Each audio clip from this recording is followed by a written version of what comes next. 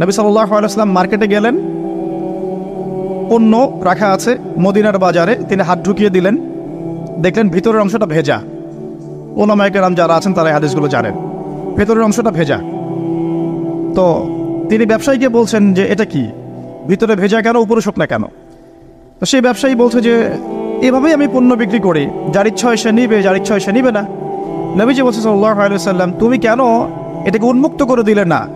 মানুষ জানতে পারত যে আসলে তোমার পণ্যটা কতটুকু সঠিক, কতটুকু বেঠিক, বা কতটুকু বিশুদ্ধ, কতটুকু অশুদ্ধ। মান গাশশানা ফালাইসা মিন্না, এই হাদিসটা এখান থেকে এসেছে। তিনি বলছেন যে ব্যক্তি প্রতারণা করে সে ব্যক্তি আমার উম্মতের অন্তর্ভুক্ত না। কথা বুঝতে পারছেন? এই যে কৃত্রিম সংকট তৈরি করে প্রতারণা করেছে, সে কিন্তু উম্মতের নাম থেকে কাটা পড়ে যাচ্ছে। সে কাফের হয়ে গেছে এমনটা বলছি না, সে কিন্তু জালেম ঠিকই হয়ে গেছে, ফাসেক হয়ে গেছে। এখন এখানে একটা শাস্তি আছে, এটা গেল তার ব্যক্তিগত শাস্তি, যে সে উম্মত থেকে ডিটাচড হয়ে যাচ্ছে। মান গাশশানা ফালাইসা মিন্না, সে আমার অন্তর্ভুক্ত না। নবীজি বলছেন একটা হাদিসের মধ্যে সাল্লাল্লাহু আলাইহি ওয়াসাল্লাম, যে প্রতারক যারা মিথ্যা কসম করে পণ্য বিক্রি করে, ব্যবসায়ী মানুষকে ঠকায়, মাপে কম দেয়, কিয়ামতের মাঠে এদের অবস্থা এমন হবে যে এই কানের লতি পর্যন্ত এদের ঘামে ডুবে থাকবে। কানের লতি পর্যন্ত ঘামে ডুবে থাকবে। 3 শ্রেণীর মানুষকে বলা হচ্ছে খুবই ক্ষতিগ্রস্ত কিয়ামতের মাঠে। এক শ্রেণী, তার মধ্যে এক শ্রেণী যারা মিথ্যা কসম করে পণ্য বিক্রি করে। আমাদের আলোচনা এই অংশটুকুর মধ্যে কি ব্যবসায়ীদের জন্য হেদায়েত পাওয়া যাচ্ছে না? আপনি যদি বিশুদ্ধভাবে রাসূল সাল্লাল্লাহু আলাইহি ওয়াসাল্লামের সুন্নাহ মেনে ব্যবসা করেন, ইনশাআল্লাহ নবীজি বলছেন এটাই শ্রেষ্ঠ কামাই, হাতের কামাইটা শ্রেষ্ঠ কামাই। ব্যবসা করে যে হালাল ব্যবসা করে আপনি সম্পদ উপার্জন করছেন, এটা আপনার শ্রেষ্ঠ কামাই, শ্রেষ্ঠ উপার্জন। কিন্তু এখানে যদি কালোবাজারি চলে আসে, মজুদদারিতে আসেন, কৃত্রিম সংকট তৈরি করেন, মাপে কম দেন, মানুষকে ঠকান, প্রতারণা করেন, তাহলে নিজের তো ক্ষতি হবেই, ইহকাল পরকাল তো ধ্বংস হবেই, জাতিরও ক্ষতি হবে। জাতির কি ক্ষতি হবে? একটা হাদিস পড়েছিলাম অনেকদিন আগে, আমি এখন রেফারেন্সগুলো মুখস্থ বলতে পারছি না, অনেকদিন আগে পড়েছি। এই 5টা কাজের কথা বলা আছে, এই 5টা কাজের কারণে 5টা বিপদ নেমে আসে। তার মধ্যে একটা হচ্ছে যখন কোনো সম্প্রদায়ের ব্যবসায়ীরা মাপে কম দেওয়া শুরু করে, এই যে প্রতারণা করা শুরু করে, তখন আল্লাহর পক্ষ থেকে দুর্ভিক্ষ চাপিয়ে দেওয়া হয়। এখন কি শুনতে পাচ্ছেন যে দেশের সামনে দুর্ভিক্ষ? এরকম স্টেটমেন্ট কি পাওয়া যায়? আচ্ছা, একটু রিজনগুলো ব্যাখ্যা করি। আলোচনা তো আমরা অনেক ধরনেরই শুনি, একটু বাস্তবিক কিছু শোনেন। সুবহানাল্লাহ পড়তে হয়, জানেন না? আলহামদুলিল্লাহ পড়তে হয়, জানেন তো? কুরআন তেলাওয়াত পড়তে হবে, কতদিন বলে আসছি, তাই নয় কি? 5 ওয়াক্ত নামাজ পড়তে হয়, সবাই জানি না? এবং নামাজ তো আমরা মাশাআল্লাহ পড়ি তো, আলহামদুলিল্লাহ। নবী সাল্লাল্লাহু আলাইহি ওয়াসাল্লামের সুন্নতের উপর আমল করতে হবে, এটা জানি তো। আচ্ছা, কিন্তু সমস্যা কোন জায়গায়? সমস্যা হচ্ছে কোরআন এবং সুন্নাহর বিধানগুলো দিয়ে আমরা বিশ্বের চ্যালেঞ্জগুলোকে মোকাবেলা করতে পারছি না। সমস্যা এখানে। কোরআন আমার হাতে আছে, নবীর হাদিসগুলো আমার কাছে আছে, কিন্তু বিশ্বের ভয়ঙ্কর যে সংকট, যে চলমান সংকটগুলো চলছে, ফিতানগুলো চলছে, এগুলোকে মোকাবেলা করতে পারছি না। বিশ্বটাকে নিয়ন্ত্রণ করছে এখন জায়নিস্টরা, খোলামেলা বললাম, বিশ্বটাকে নিয়ন্ত্রণ করছে এখন জায়নিস্টরা। জায়নিস্ট কারা? সব ইহুদি, সব খ্রিস্টান নয়। সব ইহুদি, সব খ্রিস্টানকে জায়নিস্ট বলা হয় না।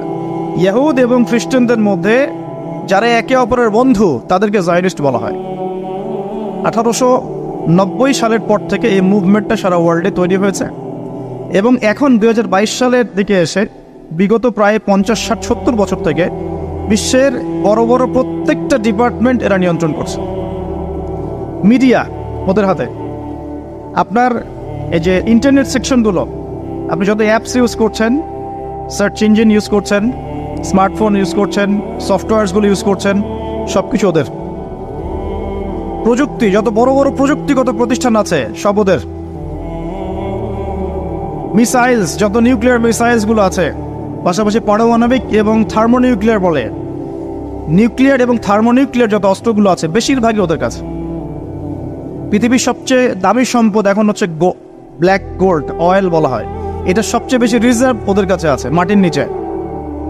আমেরিকার মাটির নিচে এত বেশি তেল আছে, যেটা দিয়ে সে আগামী আরো 20 বছর চলতে পারবে, যদি পৃথিবী থেকে তেল চলেও যায়। আমেরিকা কি তেল উৎপন্ন করে? কোত্থেকে নেয়? কোত্থেকে নেয়? আমাদের তেল। চলমান সংকট, ওরা নিয়ন্ত্রণ করছে ফাইন্যান্স, মানে আপনি বিশ্বের যত বিলস এন্ড ইন্ডাস্ট্রিজ এবং ফ্যাক্টরিজ দেখছেন, এর গোড়াপত্তন ওদের কাছে এখন। পলিটিক্যাল দর্শনগুলো, আপনার ডেমোক্রেসি বলেন, সেকুলারিজম বলেন, কমিউনিজম বলেন, ন্যাশনালিজম বলেন, যত বড় বড় দর্শনগুলো আছে, দর্শনগুলো কিন্তু মুসলিমদের থেকে আসে নাই। আসছে নাকি? এই প্রত্যেকটা দর্শন ফিলোসফিগুলো কি মুসলিমদের থেকে আসছে নাকি? এটা পশ্চিম থেকে আসছে। কোন পশ্চিম? যেই পশ্চিমের মধ্যে ছেলে ছেলেকে বিয়ে করতে পারে। কি সুবহানাল্লাহ বলছেন নাকি? একটু আগে আমি সার্চ করে একটা নিউজ দেখে আসলাম, এই কিছুক্ষণ আগে 2 ঘন্টা আগে একটা ঘটনা ঘটেছে। 2 ঘন্টা আগে পশ্চিমের একটা কান্ট্রির মধ্যে দেখলাম যে সমকামীদের জন্য একটা বার আছে। সমকামী তো বোঝেন, মানে গেস, হোমোসেক্সুয়াল। তো সেখানে একটা হামলা হয়েছে, সেখানে 5 জন মারা গেছে, ওদের মধ্যে হামলা। তার মানে এমন সভ্যতা যেখানে সমকামিতা নিবারণ করার জন্য আলাদা বারও হালাল। নাউজুবিল্লাহ। এই সভ্যতার কাছ থেকে আমাদেরকে শিখতে হচ্ছে এখন। ওরা আমাদেরকে শিখায় যে মানবতা কাকে বলে, তাই না? ওরা আমাদেরকে শিখায় যে মুসলিম কান্ট্রিতে মানবতা বিরোধী অপরাধগুলো হচ্ছে দমন করতে হবে। ওরা শিখায় আমাদের যেই সমাজের মধ্যে ছেলে ছেলে বিয়ে করা যায়, নাউজুবিল্লাহ, মেয়ে মেয়ে বিয়ে করতে পারে, নাউজুবিল্লাহ। জেনা তো ওপেন, যে যার সাথে ইচ্ছা জেনা করতে পারে। পর্নোগ্রাফি ওদের জন্য পর্নোগ্রাফি ফরজ, ওদের জন্য পর্ন ফরজ। সারা বিশ্বে 92 বিলিয়ন ডলারের ব্যবসা করে ওরা পর্নোগ্রাফি দিয়ে। এই যে মুভিজগুলো ছড়িয়ে দেওয়া হচ্ছে না, এগুলো বিজনেস, এর পিছনে আছে ব্যবসা, অর্থ, মানি। এখানে এই পর্ন স্টার যারা মেয়েগুলা ছেলেগুলা, এরা হচ্ছে মানি মেকিং মেশিন। এরা মনে করেন খেলা হচ্ছে, 2 টিমের খেলা হচ্ছে, 11টা প্লেয়ার, এদিকে 11টা প্লেয়ার, ক্রিকেট ম্যাচই মনে করে। তো এই খেলার মধ্যে একটা বাণিজ্য হয় না? হয় না? খেলাতে বাণিজ্য হয় না? জুয়া হয় না? এরপর খেলার মধ্যে যে দল জিতে তাকে কিছু টাকা প্রাইজ মানি দিয়ে ছেড়ে দেওয়া হয়। বাকি বড় অংশের বাণিজ্যটা কারা করে? যারা এই খেলাগুলোকে পরিচালনা করে। আমার কথা কি বুঝতে পারছেন? ঠিক একইভাবে এই পর্ন ইন্ডাস্ট্রির মধ্যে অ্যাক্টর অ্যাক্ট্রেস যারা আছে, এরা হচ্ছে ওরকম প্লেয়ারের মতো। এরা বাণিজ্য করে, ওরা অল্প টাকা দিয়ে, ব্যাস। তো এদের এখানে এই পর্ন হচ্ছে ফরজ। এগুলো ছড়িয়ে দেওয়া হয়েছে মুসলিম বিশ্বের মধ্যে। আমি বোঝাতে চাচ্ছি যে এমন সভ্যতার কাছ থেকে আমরা কেন হেদায়েত নিব যে সভ্যতার মধ্যে নোংরামি, জেনা, ব্যভিচার, অশ্লীলতা, ফাহেসা জিনিস এবং লক্ষ লক্ষ মানুষের, নিরপরাধ মানুষের রক্ত লেগে আছে। ওদের কাছ থেকে হেদায়েত নিব কেন? আমার কাছে কি কোরআন এবং হাদিস নাই? আমাদের কাছে কি কোরআন এবং রাসূলের সুন্নত নাই? এবং কোরআন এবং রাসূলের সুন্নত কি পরিপূর্ণ নয়? হ্যাঁ বলেন, আমাকে একটু কথা বলেন। কোরআন এবং সুন্নাহ কি পরিপূর্ণ না অসম্পূর্ণ? তো পরিপূর্ণ যদি হয় কোরআন এবং সুন্নাহ, সেখানে কি প্রত্যেকটা বিষয়ের সমাধান নাই? একজন মুসলিম কি এটা বিশ্বাস করে না যে কোরআন এবং হাদিসের মধ্যে সমস্ত বিষয়ের সমাধান আছে? আছে না? আমাদের মাঝে কিছু ইখতিলাফি মাসালা থাকতে পারে, আরে না? ইখতিলাফি মাসালা থাকতে পারে, সেটা অন্য জিনিস। এটা ফিকহি মাসালা, ফিকহি ইখতিলাফ, এটা ডিফারেন্ট জিনিস। এমনিতেই কোরআন এবং সুন্নাহর মধ্যে আপনার ইবাদত, পারিবারিক জীবন, সামাজিক জীবন, পলিটিক্যাল লাইফ, ইকোনমিক সেকশন, এগুলোর হেদায়েত নাই ভাই। পরিপূর্ণ না অসম্পূর্ণ? যে জাতির কাছে কোরআন এবং সুন্নাহর মতো পরিপূর্ণ অভ্রান্ত সত্যের উৎস আছে, সেই জাতিকে কেন পশ্চিমাদের কাছ থেকে হেদায়েত নিতে হবে? আমাকে এই উত্তরটা দেন, তারপর আলোচনা করি। হ্যাঁ, ওদের কোনো কিছু যদি কোরআন সুন্নাহর সাথে মিলে যায়, কোরআন সুন্নাহর অনুকূলে হয়, প্রতিকূলে না হয়, তাহলে গ্রহণ করতে আমাদের কোনো আপত্তি নাই। কিন্তু এমন যে কোনো মতবাদ বা দর্শন বা আপনার ইজম অথবা কালচার যদি কোরআন এবং সুন্নাহর সাথে সরাসরি সাংঘর্ষিক হয়, আমরা কি গ্রহণ করব? সারা বিশ্বে ওরা সুদ ছড়িয়ে দিয়েছে, আমরা সবাই এখন সুদ খাচ্ছি। মনে করছেন যে আমরা খুব ভালো মানুষ?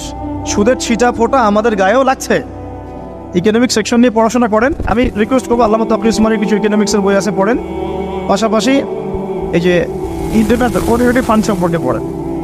নর্মালি যারা ইকোনমিক্সে পড়ছেন তারা প্রত্যেকটা কথা আমার বুঝতে পারবেন ইনশাআল্লাহ।